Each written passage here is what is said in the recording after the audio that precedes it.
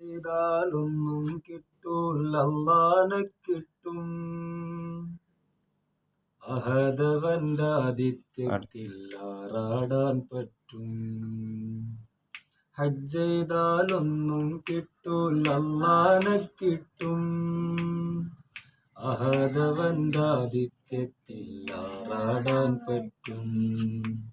ഒമ്പനടിച്ച് വിമാനം കേറിയിട്ട് ഹജ്ജിന് പോകണ്ട.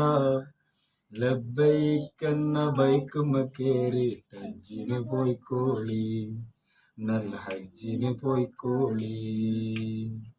ഹജ്ജെന്നത് പത്രാസല്ല പാപ്പരാണെന്നറിവാണ്.